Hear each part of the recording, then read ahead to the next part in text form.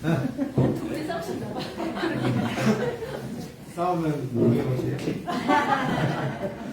학교 맞아요. 맨날 싸워요. 뒤에 안 보일까 봐. 왔는데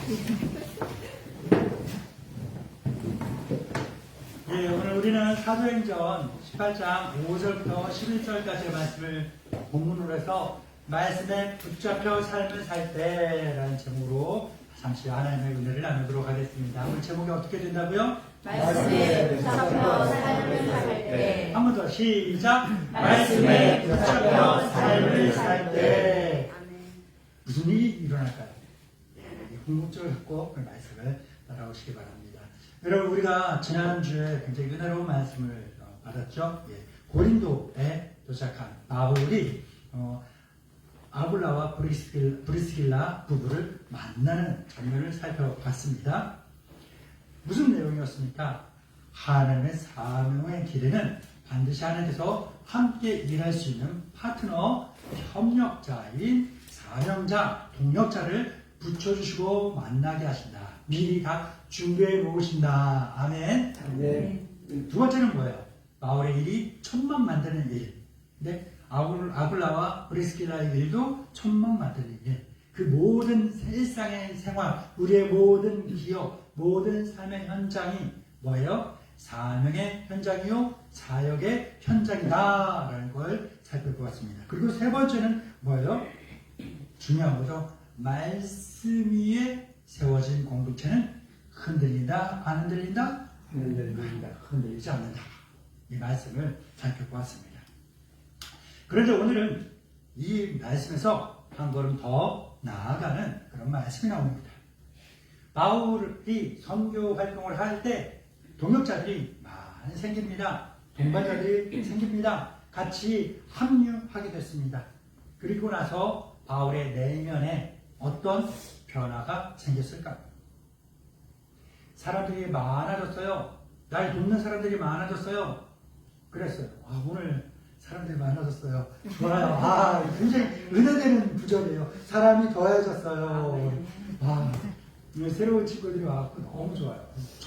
교회를 처음 왔는데도 불구하고 우리가 눈치 빠르게 손뼉 치고 지나갈 때 손뼉도 치고 일할 때 일도 나고 너무 좋아요. 잘했어요. 자, 그러니까 우리 먼저 오신 분들이 있잖아요. 먼저 오신 분들이 하는 거 이렇게 본을 보여줄 테니까 모본을 보여줄 테니까 눈치 탁 보고서 다 따라하는 거예요. 같이 하는 거예요. 몰라도 내 마음과 맞지 않아도 내 생각이랑 좀 달라도 어색해도 다른 사람들이 이렇게 하는 거를 먼저 했던 사람들을 다 따라하잖아요. 그러면 잘 돼요. 금방 실력이 느는 거예요. 공부도 마찬가지고 운동도 마찬가지고. 처음에 운동을 할 때 내가 어떻게 해야 되는지 몰라. 그러면 나 혼자 고민해서 연구해서 만들어내는 게 아니라 먼저 한 사람들을 자세히 보고 따라하는 거야. 흉내내는 거야. 그러다 보면 이게 내 몸에 맞아지고 그리고 나선 이것이 내 실력이 되는 거야. 공부도 그렇지 신앙도 믿음도 마찬가지예요. 그러니까 먼저 믿은 사람들 있잖아요. 그렇죠? 본을 보여주는 거 있으니까 그분들이 하는 걸 잘 따라 하시면 돼요. 여러분 먼저 믿으신 분들은 부담스럽죠? 본이 되는 그러한 삶을 사셔야 되는 거예요. 아멘? 파이팅! 그렇습니다. 바울에게 동역자들이 붙었고 사람이 더해졌고 그 다음에 상황이 좋은 환경이 마련이 되셔요. 한번 상상해 보세요. 내가 뭔 일을 하려고 그래. 계획하고 있어요. 근데 거기에 사람들이 생겼어. 돈도 붙었어. 그리고 좋은 기회도 생겼어. 야, 어때요? 너무 좋죠? 바로 바울의 상황이, 지금 상황이 딱 그런 상황이 된 거예요. 너무나 좋은 환경이잖아요. 그럴 때 바울은 무엇에 집중했을까요? 바울의 변화는 환경 때문이냐, 돈 때문이냐, 사람 때문이 아니라 뭐예요? 말씀 때문에 바울이 변하게 된 겁니다. 우리는 오늘 말씀을 시작하면서 잊지 말고 계속해서 생각해봐야 할 질문이 있습니다. 뭐냐? 바로 나는 무엇에 붙잡혀 살고 있는가? 라는 거예요. 나는 무엇에 붙잡혀 살고 있는가? 난 지금 삶을 살아갈 때 난 지금 몸뚱아리는 예배 드린다고 예배 다녀와서 예배하고 있지만 앉고 일어서고 같이 노래 부르고 손뼉도 치고 기도하고 있지만 내 마음은 내 생각은 무엇에 붙잡혀 있는가? 라는 거예요. 제가 요즘 마음의 콩밭에 가 있어요. 하루 종일. 그러다 보니까 제 아내가 저한테 뭐라고 해요. 왜냐? 저는 자기한테만 집중하더니 이제는 그렇지 않는다는 거예요. 말을 하거나 대화를 해도 몸이 같이 있죠. 같이 운동을 하죠. 같이 앉아서 밥을 먹으면서 이야기를 해요. 그런데 그래, 아유 그래 어쨌어, 아유야, 잘 됐네. 맞장구를 치는데 마음은 다른 데 가 있는 거야. 생각은 다른 데 가 있는 거예요. 마찬가지예요. 우리가 학교에 공부하러 갔는데, 직장에 일을 하러 갔는데, 지금 이 시간 이 자리에 예배당에 하나님 예배 드리고 말씀을 받으러 왔는데, 나는 과연 지금 무엇에 붙잡혀 있는가라는 걸 스스로 한번 생각해 봐야 하는 겁니다. 오늘 본문 한번 읽어볼까요? 사도행전 18장 5절입니다. 시작! 실라와 디모데가 마게도냐로부터 내려오매 바울이 하나님의 말씀에 붙잡혀 유대인들에게 예수는 그리스도라 밝히 증언하니. 아멘. 여기서 붙잡혀라는 것이 있습니다. 위에서 세 번째 마지막에 보면 뭐가 있죠? 붙잡혀. 뭐라고요? 붙잡혀 맞죠? 붙잡혀 맞죠? 예, 잘한 거예요. 나쁜 사람한테 붙잡히면요, 지금 어디가 있겠어요? 죄 짓고, 사고 치고, 그런 데가 있는 거예요. 그런데 좋은 사람한테 붙잡히니까 어때요? 좋은 일을 하는 거잖아요. 누구한테 붙잡히느냐? 이것도 굉장히 중요한 겁니다. 여러분, 늘 언제나 좋은 사람에게, 은혜 있는 사람에게, 기쁨의 사람, 아멘도 안 하고 축복의 사람들에게 붙잡히시기 바랍니다. 그럼 뭐예요? 그 사람 복 받을 때 나도 같이 복 받는 거. 그 사람 기쁠 때 나도 같이 기쁜 거. 그 사람 형통하게 잘 풀릴 때 나도 같이 형통하게 잘 풀리게 되는 거예요. 아멘. 우리가 지나가다가 차를 멈춰서 얻어 탈 때, 스파크를 얻어 타느냐? 스파크 좋습니다만, 조그마하니까. 스파크를 얻어 타느냐? 제네시스 90을 얻어 타느냐? 이 차이가 큰 거예요. 이왕에 얻어 탈 거면 어떤 거 얻어 타는 게 좋겠어요? 좋은 차 얻어 타는 게 좋지 않겠습니까? 그러니까 우리가 붙잡히는 것도 좋은 사람, 기쁜 사람, 형통한 사람, 축복의 사람, 은혜의 사람, 그런 사람들에게 붙잡혀야 되는 거예요. 아멘. 여기 붙잡혀, 뭐라고요? 붙잡혀라는 말을 우리 주목해야 됩니다. 이거는 단순한 관심이나 호기심이 아닙니다. 이 붙잡혀라는 원어, 헬라어 원어의 뜻은 뭐냐면 강하게 사로잡히다라는 거예요. 내가 능동적으로 뭘 어떻게 하는 게 아니라 수동적으로 그 사람이 나를 콱 붙잡아버린 거예요. 붙잡아버린 거예요. 완전히 압도되다, 압도당한다라는 뜻이에요. 내가 압도되어줄게, 이게 아니라 너무나 어마어마하고 거대해서 내가 그 앞에서 확 쫄아버리는, 확 붙들려버리는 그러한 뜻을 갖고 있는 것입니다. 즉 바울이 하나님의 말씀에 붙잡혀라는 것은 무엇입니까? 바울이 하나님의 자기의 의지와는 상관없이, 생각이랑 상관없이 말씀이 바울을 확 붙잡아놨다는 거예요. 확 붙잡아놨다는 거예요. 바울은 이전까지 직업이 뭐였어요? 천막 만드는 일이었어요. 그거 하면서 먹고 살았어요. 그런데 지금 읽었던 5절의 말씀을 처음에 이제 마게도냐로부터 바울의 믿음의 아들들인 두 사람이 내려와서, 고린도에 내려와서 바울과 만나서 바울의 사역에 동참하게 힘을 실게 됩니다. 누구예요? 디모데 그리고 실라. 이 두 사람이 와서 바울과 만나는 겁니다. 그리고 그들이 그냥 온 것이 아니라 그들이 올 때 그 마게도냐 사람들의 후원금들을 모아갖고 와서 고린도에 와서 바울에게 전해줬습니다. 자, 사람이 생겼어요. 돈도 생겼어요. 이제 바울에게 뭐예요? 다른 거 신경 쓸 것이 아니라 뭐예요? 말씀에 집중할 수 있는 여유가 생기게 된 겁니다. 그런데 중요한 건 뭐냐? 환경이 마련됐을 때, 좋은 상황이 생겼을 때, 쉬운 말로 기회가 탁 생겼을 때 바울이 어떻게 했을까요? 쉬었냐? 아니에요. 오히려 더 깊이 하나님의 말씀에 붙잡혔다. 우리 못된 성격이 있는 게, 못된 본성이 있는 게 뭔지 아세요? 누군가 날 붙잡잖아요. 누군가 날 지배하려고 그러잖아요. 나에게 뭔가 영향력을 끼치려고 그러잖아요. 그러면 어떻게 해요? 우리는 말을 하면서 벗어나려고 그래요. 반대하려고 그래요. 그 사람의 손길을 뿌리치려고 그럽니다. 이게 사람들 간의 관계 속에서도 그런 일들이 일어나는데 이 못된 본성, 못된 습관이 너무나 몸에 배어 있어서 이것이 믿음에도 영향을 그대로 이어져서 뭐가 되냐면 말씀이 나를 붙잡고 하나님이 나를 이렇게 은혜 주셔서 나를 붙잡으려고 할 때도 하나님 놔요! 예수님 놔요! 성령님 나에게 그런 감동 주시 마요! 하면서 이것도 뿌리치려고 그런다는 거야. 안 좋은 습관, 안 좋은 본성이 우리에게 있어요. 그런데 바울이 우리보다 나은 점이 뭐냐? 그러니까 기존에도 하나님의 말씀에 딱 붙잡혀 있었는데 돕는 사람들이 생겼고 돈도 생겼고 좋은 기회도 생겼어요. 그때 뭐 했어요? 바울은 이쪽 살만하니까 말씀 조금 내려놔야지가 아니라 오히려 더 적극적으로 이제는 뭐야? 본인이 더 스스로 말씀에 붙잡히는 그러한 삶을 선택했다라는 거예요. 사랑하는 믿음의 동반자 여러분, 사람은요 환경이 좋아지잖아요. 그러면 어떻게 돼요? 긴장이 풀려요. 여유가 생기면 원래 있었던 그 본질에서 멀어지게 되기 쉽습니다. 뭐냐? 바쁠 때 기도하던 사람이 시간이 생기면 기도 안 해. 한가해지면 말씀 더 볼 수 있는데 말씀을 그냥 덮어버려요. 고난 중에 문제가 생겼어. 힘이 들어. 뭔 사고가 터졌어. 그때 하나님께 기도하고 그렇게 하나님 찾던 사람이 그 문제들이 해결되고 편안해지잖아요. 그러면 하나님은 언제 계셨던가 하면서 그냥 내 뜻대로 내 생각대로 내 마음대로 살고 싶은 그런 마음이 생기는 게 사람이라는 거예요.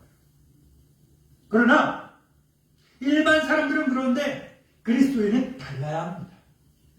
특히나 그냥 이름표만 그리스도인, 그냥 교회 다니는 사람이라고 하는 것이 아니라 진실한 그리스도인, 오늘 말씀의 제목처럼 말씀에 붙잡혀 사는 그러한 그리스도인이라면 분명히 다른 거예요. 뭐냐? 기회가 오면 안주하지 않는다. 더 깊이, 더 분명하게, 더 담대하게 본질 속으로 파고 들어가는 그런 것이 바로 말씀에 붙잡힌 사람이 되는 것입니다. 바울이 증언한 내용, 바울의 말씀이 바울을 붙잡았을 때 모든 상황이 좋아지자 바울은 어떻게 해야 돼요? 더 말씀에 붙잡히려고 노력했어요. 그러면서 바울은 사람들에게 뭘 전합니까? 그 본질은 뭡니까? 그 복음이 뭡니까? 예수는 그리스도다. 아멘. 아멘. 복음이 복잡해요? 아니요, 단순해요. 그러나 분명한 것이 복음입니다. 예수는 그리스도. 뭐라고요? 예수는 그리스도. 내가 예수는 몇 세의 그리스도. 오케이? 예수는 그리스도. 예수는 그리스도. 예, 여러분이 예수는 그리스도. 예수는 그리스도. 예, 다시 해볼까요? 예수는 그리스도. 시작. 예수는 그리스도. 아멘. 이게 복음. 이게 핵심입니다. 다른 것으로 구원받을 수 있습니다. 다 거짓말. 다 사기지. 요즘 아이들 말하는 다 구라뻥. 여러분, 요즘 아까의 질문으로 돌아볼게요. 한번 물어보세요. 나 요즘 뭐에 붙잡혀 살고 있지? 뭐에 마음에 뺏겨 있지? 내 정신이 지금 어디에 가 있지? 이게 바로 나도 모르는 사이에 내 마음 생각이 가잖아요. 이게 내가 그거에 붙잡힌 거예요. 난 지금 뭐에 붙잡혀 살고 있습니까? 돈에 붙잡힌 사람도 있고, 사람들의 평판에, 인정에 붙잡힌 사람도 있고, 요즘 이제 좀 있으면 선거잖아요. 그 사람들은 사람들의 민심에 막 붙잡혀 있을 거고, 여러 군데에 붙잡혀 있을 겁니다. 그러나 우리는 무엇에 붙잡혀야 될까요? 하나님 말씀에 붙잡혀야 될 줄 믿습니다. 아멘. 말씀에 붙잡힌 삶은 방향이 흔들리지 않습니다. 왜? 우선순위가 분명하거든요. 세상의 소음 속에서도 본질이 흐려지지 않는 그렇게 말씀에 붙잡힌 삶을 살아가는 저와 여러분들에게 주님의 이름으로 축원합니다. 아멘. 이렇게 바울이 예수는 그리스도다! 예수는 그리스도다! 라고 힘있게 복음을 전했지만 사람들이 어땠을까요? 냉랭. 아멘! 하지 않고 냉랭한 거예요. 뭐냐? 뭐 이상한 사람이다. 한 이어지는 말씀 한번 볼까요? 사도행전 18장 6절부터 8절입니다. 시작. 그들이 대적하여 비난하거늘 바울의 옷을 털면서 이르되 너희 피가 너희 머리로 돌아갈 것이요 나는 깨끗하니라. 이후에는 이방인에게로 가려고 거기서 옮겨 하나님을 경외하는 디도 유수라 하는 사람의 집에 들어가니 그 집은 회당이 없더라. 또 회당장 그리스도와 온 지방과 더불어 주를 믿으며 수많은 그리스도 사람도 듣고 믿으며 세례를 받더라. 아멘. 복음이 어디 가나 환영받으면 얼마나 좋겠어요. 그렇죠. 우리 새로운 친구들 가운데 우리 예술이 친구 왔는데 아까 목사님하고 인사할 때 제가 목사님이에요. 목사님하고 인사할 때 목사님 뭐라고 이야기했는지 기억 안 나죠? 환영합니다 했어요. 환영. 그런데 목사님이 친구하고 인사할 때 인사도 안 해. 예술이랑만 하고 다른 사람들만 하고 척 쳐다보서 속된 말로 쌩 깠어. 그럼 다시는 교회 오고 싶은 마음이 생겨요, 안 생겨요? 안 생겨요. 근데 목사님이 아까 인사하면서 아유 반가워요, 환영해요 하니까 오고 싶은 마음이 생겨요, 안 생겨요? 오고 싶은 마음이 생기죠. 계속 오고 싶은 마음이 생기죠. 예, 그래요. 어딜 가나 복음 전했을 때 사람들이 환영하면 얼마나 좋겠어요. 그렇죠. 그런데 복음이 언제나 환영받을 것은 아니에요. 여러분, 거짓말이 좋아요? 진실이 좋아요? 진실이 좋죠. 그런데 진실이 좋은 건 아는데 그 진실이라는 것이 늘 나에게 편안합니까? 불편할 때가 많이 있죠. 길거리에 쓰레기를 버리는 거 안 됩니다 하고 있지만 그거 그냥 버리는 게 습관되고 버리고 싶으면 버려야 되잖아요. 그쵸? 버리는 게 편한 거잖아요. 안 버리면 어떻게 돼요? 불편하고요. 그런 것처럼 진실이 좋다는 걸 알고 있으나 그 진실이 나에게 적용될 땐 좋은 것보단 안 좋고 불편한 때가 더 많이 있습니다. 바울은 사람들의 반응이 냉랭하자 어떻게 합니까? 옷을 텁니다. 옷을 털어요. 옷을 턴 거 뭘 한 거예요? 난 너희들이랑 상관없다. 상관없습니다. 당신들은 나는 당신들하고 상관없습니다. 이제 이 순간 이후로 나는 다른 데로 갑니다. 유대인들에게 안 가고 이방인들에게 가겠습니다. 하고서 이방인들 있는 데로 가는 거예요. 화를 낸 걸까요? 아니에요. 사역의 현장, 사역의 방향을 약간 바꾸어 놓은 겁니다. 바울이 사람들이 거절했다고 해서 무너졌어요? 포기했어요? 나 더럽고 치사해서 교회 안 다녀. 나 더럽고 치사해서 쪽팔려갖고 교회 안 다녀. 예배드리고 어떻게 와? 그렇게 하지 않았어요. 바울은 그래? 방향을 바꾸는 거지. 시간적으로 바꾸는 거지. 하면서 생각의 전환, 발상의 전환을 했습니다. 오히려 그랬던 게 뭐예요? 매번 똑같은 것만 했기 때문에 요것만 할 줄 알았던 사람이 새로운 것을 하게 되니까 할 줄 아는 게 더 늘어나게 된 그러한 희한하고 좋은 일이 생겨난 겁니다. 7절을 한번 자세히 보면요. 그가 나 유대인들에게 더 이상 복음 안 전해. 나 이방인에게 갈 거야 해갖고 디도 유스도라는 사람의 집에 들어가는 거예요. 그런데 그 집이 어디에 있었냐면요. 요즘으로 따지면 교회랑 바로 담벼락에 붙어있는 집인 거야. 회당 바로 옆에 붙어있는 집으로 들어간 거예요. 회당은 누가 와요? 이방인이 와요? 유대인이 와요? 유대인들이 오는 곳이에요. 그리고 회당의 회당 장은 유대인이에요? 이방인이에요? 유대인인 거예요. 나 유대인들에게 복음 안 전해 하고서 뒤로 싹 돌아서 저 집에 들어갔더니 뭐예요? 더 멀어졌어요? 가까워졌어요? 도망친 거예요? 더 적극적으로 붙은 거예요? 더 붙은 그 일이 일어나. 거절당했어도 사명을 포기하지 않았어요. 이것이 바로 말씀을 붙잡혀 사는 사람의 삶이 되는 겁니다. 사랑하는 믿음의 동반자 여러분, 거절이 실패 같아요?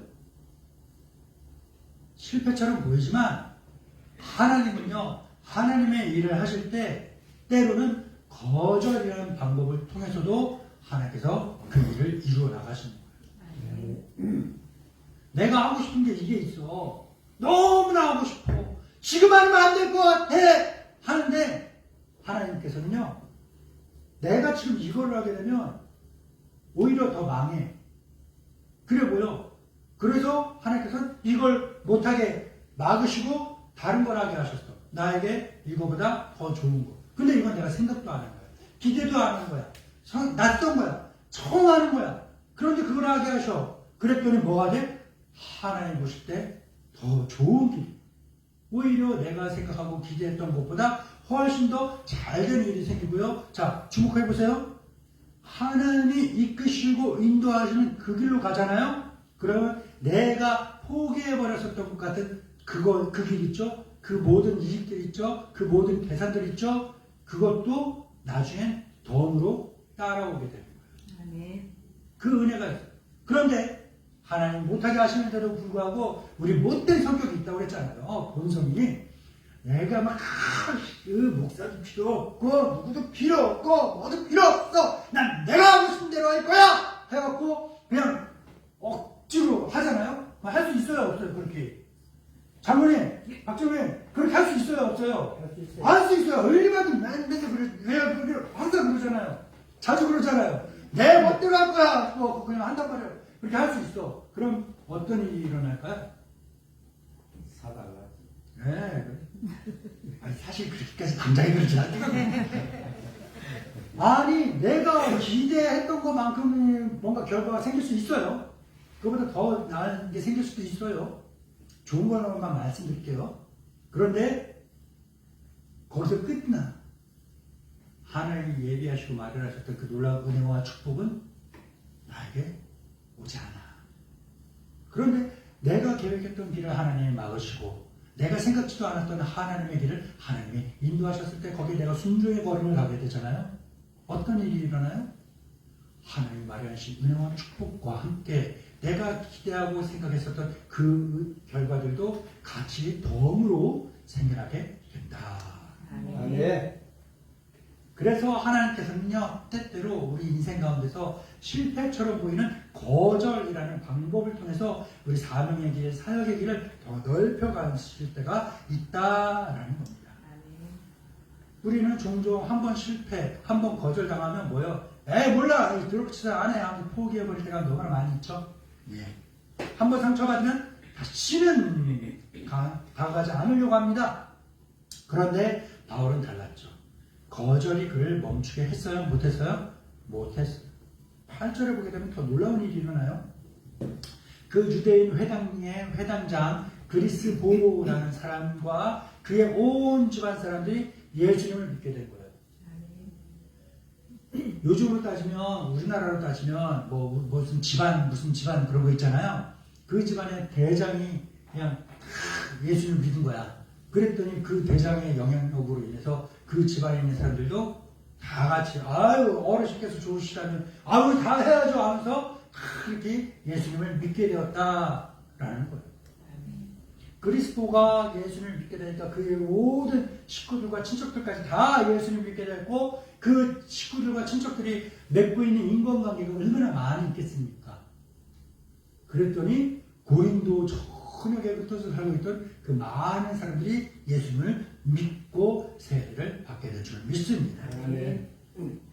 여기서 우리가 생각해 봐야 되는 건요. 우리는 거절당하고 실패하잖아요. 그럼 우리의 모든 신경은 어디에 붙잡혀요? 거절에 붙잡혀요. 실패한 거에 붙잡혀 있어요. 그러나 하나님은 우리가 거절당할 때 실패한 것처럼 보일 때 하나님의 시선은 어디로 향하는 거예요? 하나님이 예비하신 곳을 향하십니다. 우리도 그 시선을 따라가야 할 줄 믿습니다. 하나님은 이미 구원받을 수많은 사람들을 보고 계신 거예요. 야, 나중에 이 사람들 봐. 실망했어? 실패했어? 가슴 아파? 정말 누울 것 같아? 나 다 그만하고 싶어? 그것만 보지 마. 내가 새로운 길을 열어놨잖아. 인생에 많은 일들이 우리에겐 준비되어 있습니다. 우리를 사랑하시는 하나님께서 그 모든 무한의 변수를 다 고려하셔서 모든 기회를 우리에게 다 준비해 놓으셨어요. 그런데 우리는 그 수만 수억의 그 기회들 중에서 내가 계획했던 한 가지야. 그 한 가지 딱 막혔다고 해서 인생 다 망한 것처럼 그렇게 여겨질 때가 많잖아요. 내가 계획했던 거, 내가 생각했던 거, 그거 하나 망친 것 같고, 그거 하나 이루어진 거 아닌 것 같잖아요? 그럴 때 우리의 시선을 돌려보세요. 아이고야, 이거는 끝나는데 수많은 선택지들이, 새로운 기회들이 이렇게나 많이 열려있네. 새로운 기회의 문이 활짝활짝 열리는 겁니다. 말씀의 제목처럼 그냥 되는 게 아니라 어떨 때 우리가 하나님의 말씀에 붙잡혀 삶을 살아가게 된다는 거예요. 아멘. 그래서 하나님의 말씀에 붙잡혀 사는 사람은요, 사람에게 집중하기보다는 하나님께 집중하는 그러한 복된 인생을 살아가게 될 줄로 믿습니다. 아멘. 네. 자, 이렇게 바울의 사역은 확장됐습니다.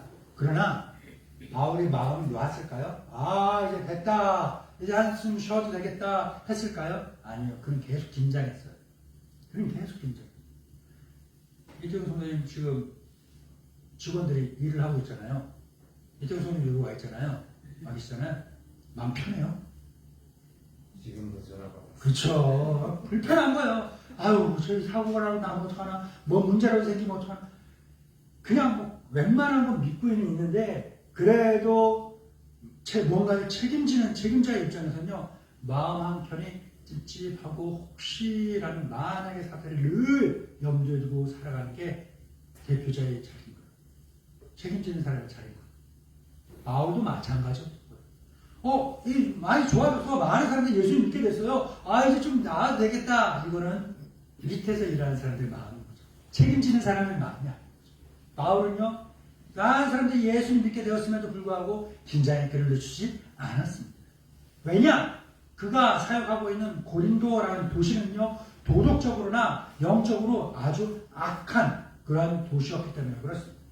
상황에서 압박이 계속해서 바울에게 옵니다. 그 긴장이 가득한 그날 밤 주님께서는 바울에게 환상 가운데 나타나셔서 친히 말씀하셨습니다. 같이 읽어봅니다. 사도행전 18장 9절부터 11절입니다. 시작. 하나님께서 환상 가운데 바울에게 말씀하시되 두려워하지 말며 침묵하지 말고 말하라. 내가 너와 함께 있음에 어떤 사람도 너를 대적하여 괴롭게 할 자가 없을 것이니 이는 이 성 중에 내 백성이 많음이라 하시더라. 1년 6개월을 머물며 그들 가운데서 하나님의 말씀을 가르치니라. 아멘. 얼마나 놀라운 장면입니까? 말씀에 붙잡혀 달려가는 사람에게 주님께서는 어떻게 할까요? 더 깊은 말씀으로 친히 찾아오십니다. 바울에게 찾아오셔서 말씀하신 주님의 약속은 세 가지입니다. 첫 번째는 뭐예요? 두려워하지 말라. 뭐라고요? 두려워하지 말라. 하나님은 바울이 두려워하는 걸 알고 계셨어요. 외면하지 않으셨어요. 모른 척하지 않았어요. 제가 꿈이 있습니다. 제가 이 나이에도 꿈이 있어요. 제가 이 나이에도 꿈이 있는데 우리 아실 거예요. 말을 하면 몇 번 말씀드렸거든요. 제 꿈은 뭐냐 하면요, 좋은 어른 되는 거예요. 좋은 어른. 어르신들은 아실 거예요. 옛날 어릴 때 동네에 좋은 어른들 계셨죠. 그런 좋은 어른 되고 싶은 게 제 꿈인 거예요. 죽을 때까지 그 꿈을 이루기 위해 노력하면서 살아야겠죠. 좋은 어른 되는 게 제 꿈입니다. 좋은 어른들은요, 좋은 지도자는요, 좋은 책임지는 사람은요, 어떤 사람이냐면요, 나 하나 형편 나아졌다고 다른 사람들의 형편을 외면해 버리고 모른 척하는 사람이 아닌 거예요. 내 형편이 좋아졌더라도 내가 같이 일하는 그 사람들, 한 사람의 가정사를, 개인사를, 그 고민이 뭐가 있을지, 필요한 게 무엇이 있을지 다 신경 쓰고 챙겨주는 사람이 좋은 책임자고, 좋은 대표고, 좋은 지도자요, 좋은 어른이 되는 거예요. 여러분 좋은 어른 되시기 바랍니다. 저도 좋은 어른 되기 위해 노력하겠습니다. 많이 서로서로 기도하며 도와주십시다. 아멘. 주님께서는 그렇게 바울이 두려움 떨고 있는 걸 외면하지 않았어요. 다 알고 계셨습니다. 그리고 그 두려워하고 있는 바울에게 정면을 다가오셔서 말씀하신 거잖아요. 두려워하지 마. 그러면서 뭘 약속하셨습니까? 내가 너와 함께. 할렐루야. 아멘. 이 핵심입니다. 상황이 바뀌었어요? 아니요. 고린도가 갑자기 안전하고 편안한 도시가 됐어요? 아니에요. 상황이 그대로예요. 환경은 그대로예요. 사람 마음대로예요. 그런데 바울이래요. 하나님이 함께하게. 내가 너와 함께할게. 내가 너에게 힘이 될게. 얼마나 큰 위로가 되는지 모릅니다. 네. 원고에는 준비하지 않았는데 잘 1분만 제 얘기해요. 전도사 시절에 너무나 힘든 일이 있었어요. 그래서 지금은 운영을 안 하는데 저기 수원에 칠보산이라는 산이 있었어요. 천천동에 아시죠? 그 칠보산 중턱에 보면 칠보산 기도원이라는 곳이 있어요. 그 칠보산 기도원이라는 곳에 어느 날 수요 예배를 갔습니다. 신호 깊은 어떤 목사님이 참 오셔서 말씀 전하는데요. 제 아내 그리고 이제 몇 살 됐을까요? 그때가 두 살? 한 살? 됐을까요? 돌은 지난 그 아이예요. 그 아이 하나 되고 예배를 드리는데 마음이 너무나 불편하고 힘드니까 예배가 말씀이 안 드리는 거예요. 시끄럽고 막 기도해야 돼. 말씀 끝나고 불을 꺼주면서 막 음악은 크게 나오니까 촤 하는데 눈물이 줄줄 콧물이 줄줄 나오는데 그 시끄러운데 그런 힘들어온 경험도 꼭 해보세요. 시끄러운데 순간 조용해지면서 순간 분명하고 뚜렷한 목소리가 딱 들려요. 내가 너와 함께 내가 도와줄게 하나. 하나님 선생님